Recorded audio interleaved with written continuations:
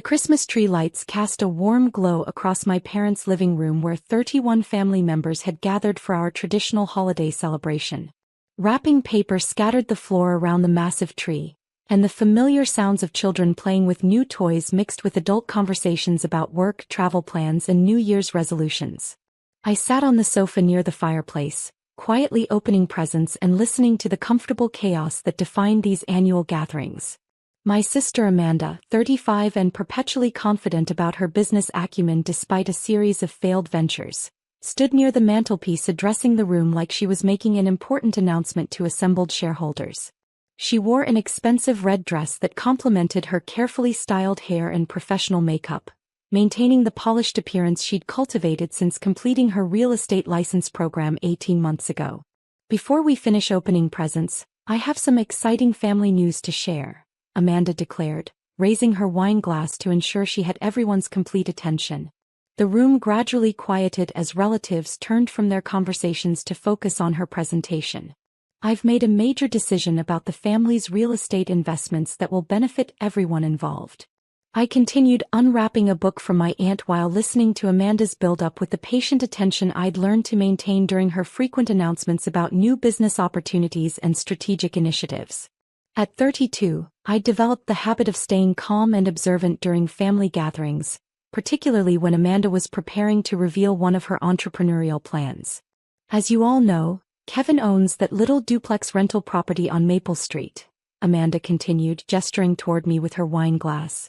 It's been generating steady income for a few years, but honestly it's not being managed to its full potential.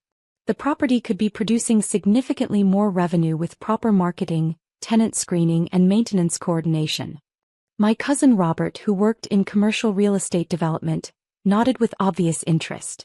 Property management is definitely specialized work. Are you talking about taking over the management responsibilities? Amanda's smile broadened as she prepared to reveal what she clearly considered a masterful solution to underutilized family assets. Actually, I've decided to take full ownership of the property. Kevin's never been particularly interested in real estate investment strategies, and I have the professional expertise and time to maximize the property's value.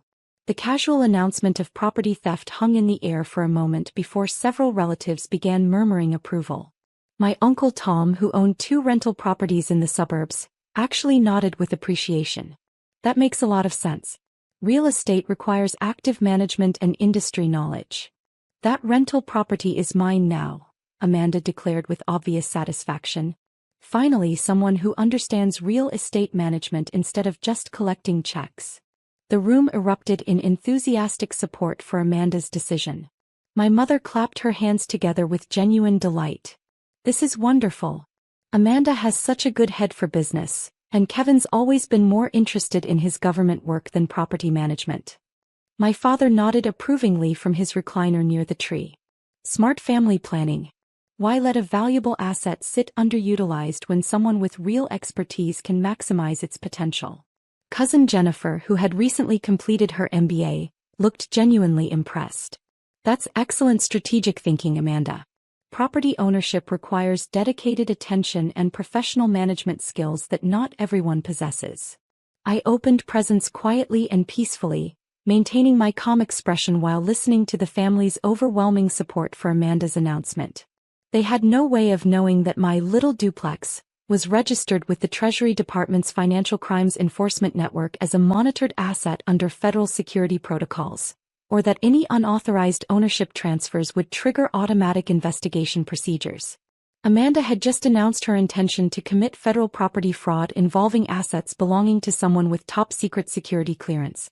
What the family saw as practical resource allocation was actually a confession to serious federal crimes that would result in years of federal prison time and permanent criminal records. My work as a senior intelligence analyst with the Department of Homeland Security's Financial Intelligence Unit required comprehensive disclosure and monitoring of all personal assets, including real estate investments. The duplex had been purchased through official channels with full federal oversight, and its ownership was protected under multiple security protocols designed to prevent exploitation or compromise of sensitive government personnel. The property transfer paperwork is already in progress, Amanda continued, basking in the family's admiration for her business initiative. I've been working with a real estate attorney to handle all the legal details. Kevin doesn't need to worry about any of the complicated procedures. My grandmother, who had always worried about my financial planning and investment decisions, reached over to pat my hand with obvious relief. This is such a blessing, dear. Amanda will take good care of the property and make sure it generates proper income for the family. Uncle Tom raised his beer bottle in an impromptu toast. Here's to Amanda's real estate expertise and Kevin's contribution to family wealth building. Smart asset management benefits everyone. The extended family joined the toast with genuine enthusiasm, celebrating what they believed was an example of effective family cooperation and strategic resource utilization. I was surrounded by 31 relatives who had just applauded federal property fraud while congratulating both the perpetrator and the victim. The current tenants are month to month, so I'll be able to implement proper lease agreements and market rate pricing immediately, Amanda explained with obvious professional pride. I'm already researching comparable rental rates in the neighborhood, and I believe we can increase the monthly income by at least 40%. Cousin Robert leaned forward with clear interest in Amanda's business strategy. What's your timeline for the ownership transfer and management transition? Everything should be finalized by the end of January, Amanda replied confidently. The legal documentation is straightforward since it's staying within the family. I've already started marketing the property to higher quality tenant prospects. The conversation continued with Amanda receiving detailed questions about her management plans, renovation ideas, and income projections. She had clearly researched the local rental market and prepared comprehensive answers about property improvements, tenant screening procedures, and long-term investment strategies. What she hadn't researched were the federal laws governing unauthorized transfer of monitored government employee assets, or the automatic investigation protocols triggered when protected property shows signs of potential compromise or fraud. As the evening progressed, Amanda continued receiving congratulations and business advice from various family members. She explained her marketing strategy for finding premium tenants, described her plans for property improvements that would justify higher rent, and shared her vision for expanding into additional real estate investments using the duplex as a foundation. After the presents were opened and dinner was served, Amanda pulled me aside in the kitchen while other family members were watching football and playing with children's new toys. She was slightly flushed with wine and the excitement of family approval, and her earlier professional confidence had shifted into something more genuinely enthusiastic about her real estate venture. Kevin, I know this might seem sudden, but I've been thinking about this property transition for months, she said, adopting the patient tone she used when explaining business concepts to people she considered less sophisticated about financial matters. You've never shown real interest in property management or real estate investment strategies, and I have the professional training and industry connections to maximize the asset's potential. I continued drying dishes and loading them into the cabinet, maintaining my peaceful demeanor. I'm sure you've put considerable thought into all aspects of this decision, Amanda. She seemed encouraged by my calm response and lack of objection to her unauthorized property seizure. Exactly. This is really beneficial for both of us and the entire family. You can focus on your government work without worrying about tenant issues, maintenance problems, or market fluctuations. I'll handle all the complex management responsibilities and make sure the property generates optimal returns. I hung up the dish towel and turned to face her directly. I hope your real estate venture proceeds according to your expectations, Amanda. Her smile widened with obvious relief that I wasn't going to create family drama by objecting to her perfectly reasonable business arrangement. I knew you'd understand once you thought about it logically.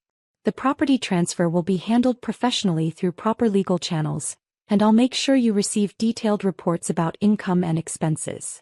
Monday morning arrived with the crisp December air that made Washington, D.C. feel particularly official and governmental.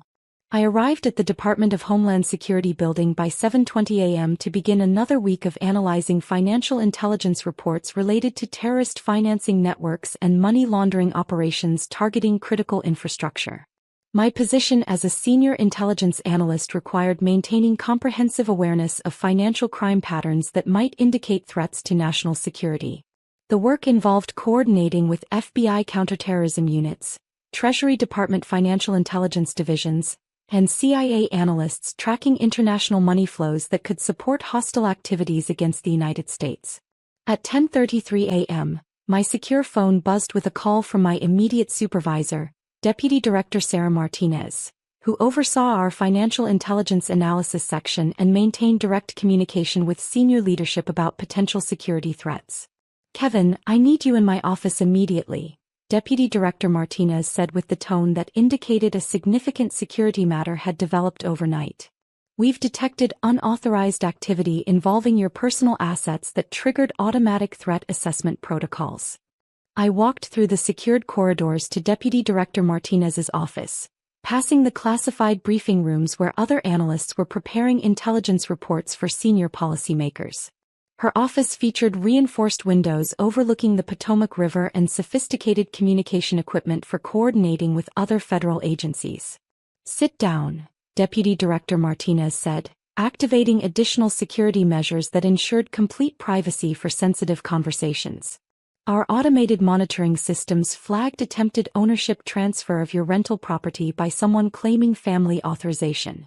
She opened a classified file containing copies of legal documents that showed Amanda's signature alongside forged versions of my signature on property transfer agreements.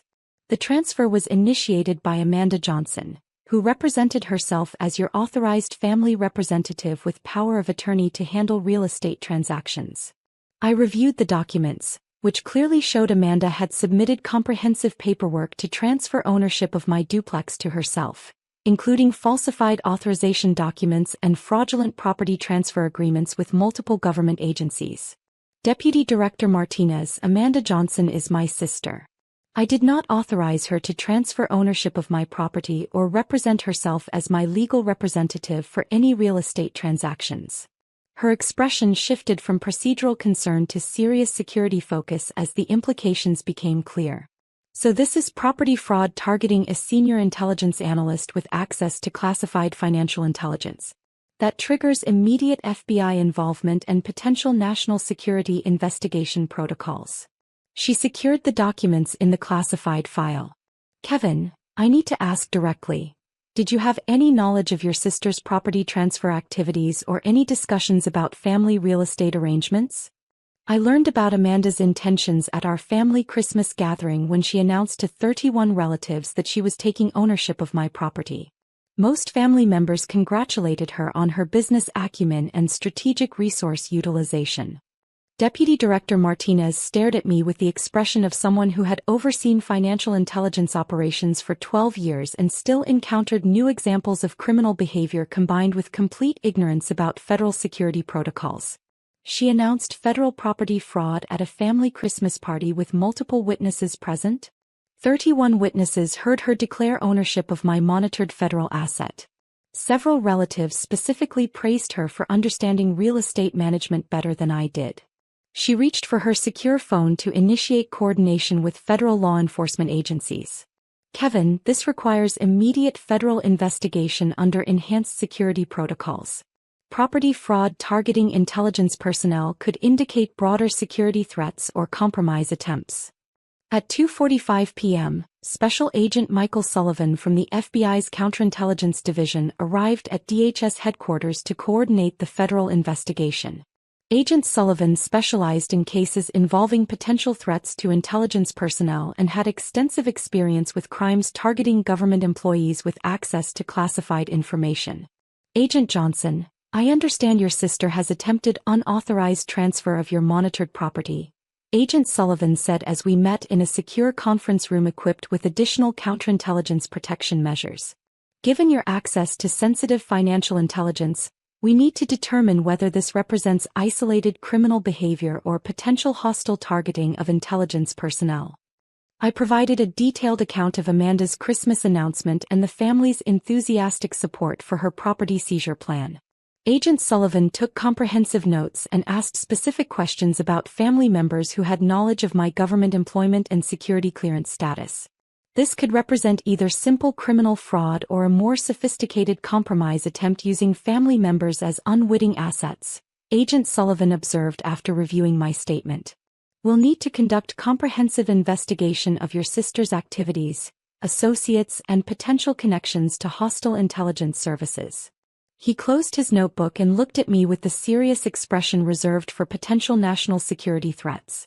We'll be executing federal search warrants at your sister's residence and business locations within the next 2 hours. Given the national security implications, this investigation will proceed under enhanced protocols with full counterintelligence support. At 5:12 p.m. my personal cell phone rang. Amanda's name appeared on the screen. Kevin, federal agents just surrounded my house with black SUVs and official badges. Her voice was panicked and confused. They're saying I committed federal crimes involving national security violations and property fraud targeting intelligence personnel. I was completing my daily intelligence reports and preparing classified briefings for tomorrow's coordination meeting with FBI counterterrorism analysts. Through my office window, I could see other federal employees leaving the building after completing their Monday casework and security reviews. That sounds very serious and concerning, Amanda. What specifically are the federal agents telling you? They have warrants for everything.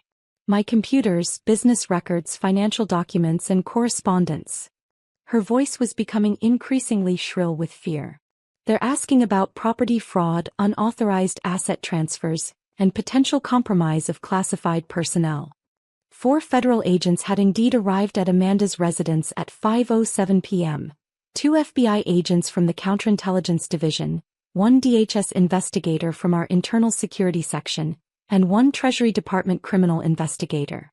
They carried comprehensive federal warrants authorizing seizure of all materials related to the property fraud and potential security violations. Amanda, I said calmly, maintaining the same professional tone I used when briefing senior policymakers about national security threats. You announced at Christmas that you were taking ownership of my property without authorization. That constitutes federal property fraud targeting a senior intelligence analyst with access to classified financial intelligence systems. But it's just family real estate management. I thought family members could help each other with property investments. Federal law doesn't recognize family relationships as authorization for fraudulent property transfers involving monitored government assets. You committed serious federal crimes targeting someone with access to sensitive national security intelligence, which triggers enhanced penalties and mandatory counterintelligence investigation. The line was quiet except for her increasingly panicked breathing and the sound of federal agents explaining comprehensive search procedures and national security protocols. Kevin, you have to stop this. Tell them this was all family cooperation and business planning. I cannot stop a federal investigation with national security implications, Amanda. You committed federal property fraud targeting classified intelligence personnel, admitted to those crimes in front of 31 witnesses, and potentially compromised security monitoring systems designed to protect sensitive government operations. Agent Sullivan's voice could be heard in the background, explaining federal arrest procedures and the enhanced penalties that apply when crimes target intelligence personnel with access to classified information. They're asking about my real estate clients, business associates, and anyone who might have knowledge about your government work, Amanda said, her voice breaking as the full scope of her situation became apparent. They want to know if anyone encouraged me to target your property specifically. Amanda, you should cooperate fully with federal agents and retain qualified federal criminal defense counsel immediately, I replied using the same measured tone I employed when coordinating with law enforcement agencies about sensitive intelligence matters. Providing false information about crimes targeting national security personnel will result in additional charges for obstruction of justice and false statements to federal investigators. At 7:18 p.m., Amanda was formally arrested and charged with federal property fraud, wire fraud, attempted theft of monitored government assets, and violations of federal security protocols protecting intelligence personnel. She was processed at the federal detention facility and held under enhanced security procedures pending arraignment. The charges were comprehensive and carried severe penalties. Property fraud targeting intelligence personnel triggers enhanced sentencing guidelines designed to protect national security operations. Wire fraud involving monitored government assets carries potential sentences of up to 20 years in federal prison. The security protocol violations added additional penalties because Amanda had potentially compromised systems designed to protect classified intelligence personnel. The real estate attorney Amanda had hired to process the fraudulent property transfer faced immediate investigation for their role in facilitating crimes against intelligence personnel. Their law license was suspended pending federal investigation, and their practice was shut down while authorities determined the extent of their knowledge about the property fraud scheme. Amanda's real estate license was immediately revoked when state authorities learned of her arrest on federal charges involving property fraud and potential national security violations. Her real estate practice was permanently closed, and her professional liability insurance was voided due to criminal activity. My family's reaction was predictably supportive of Amanda and critical of the federal government's overreaction to what they still characterized as family property planning, rather than serious federal crimes with national security implications. My mother called repeatedly, demanding that I fix this situation, by explaining to my supervisors that Amanda's actions were motivated by family cooperation rather than criminal intent. She couldn't understand that federal property fraud cases involving intelligence personnel require mandatory prosecution regardless of family relationships or claimed motivations. At Amanda's federal arraignment, she appeared in federal court wearing detention clothing and looking exhausted from her time in enhanced security holding. Her court-appointed federal defender advised her that the charges were extremely serious and carried mandatory minimum sentences due to the national security implications. Federal prosecutors presented extensive evidence including Amanda's recorded admissions at the Christmas gathering, testimony from 31 witnesses who heard her announce the property fraud, detailed financial records showing the attempted unauthorized transfer, and expert testimony from DHS officials explaining federal monitoring systems and security protocols. The federal judge denied bail entirely, citing national security concerns, flight risk, and the potential for additional criminal activity targeting intelligence personnel. Amanda would remain in federal detention until trial, which was scheduled under expedited procedures due to the counterintelligence implications. During pretrial investigation, federal agents discovered that Amanda had researched my government employment and security clearance status more extensively than she had initially admitted. Her computer records showed searches for information about DHS personnel, federal employee asset monitoring, and methods for transferring government employee property.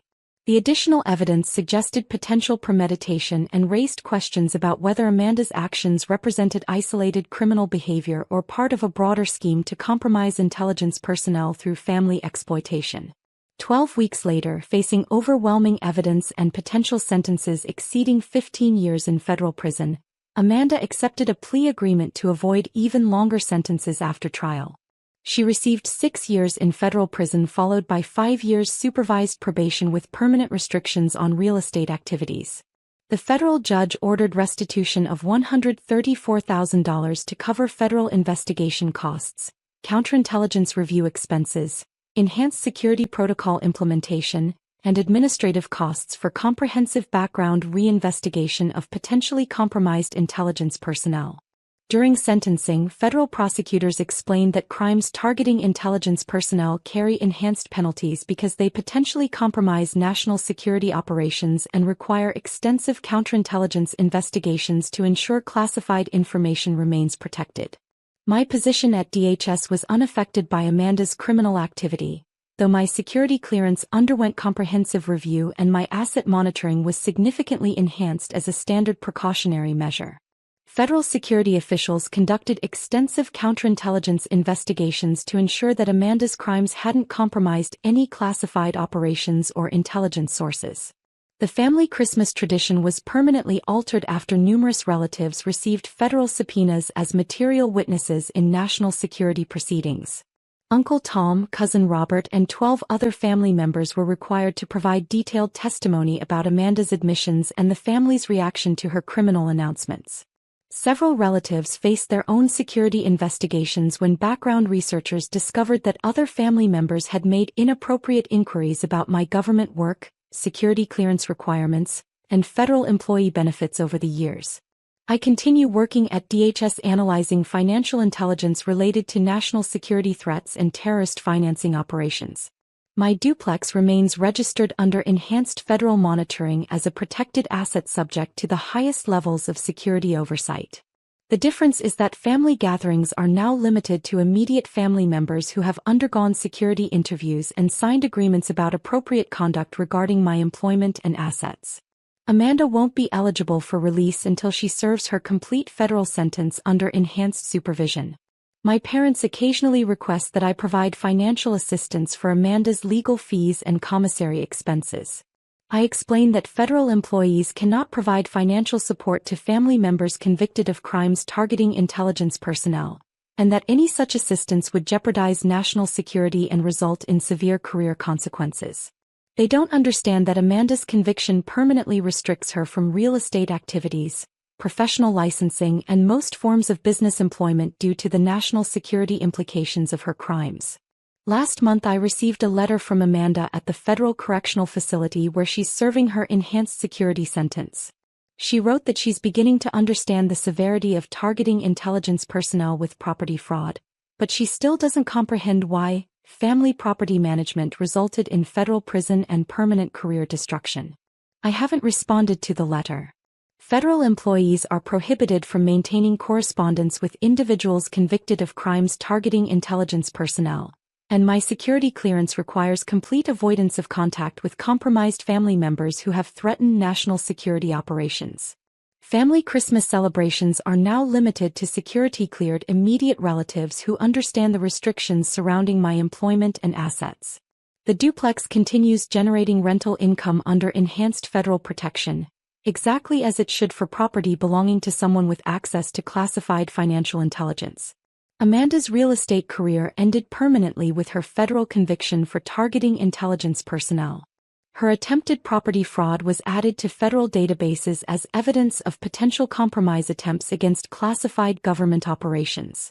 Some lessons about national security law and the consequences of targeting intelligence personnel can only be learned through federal imprisonment and permanent security restrictions.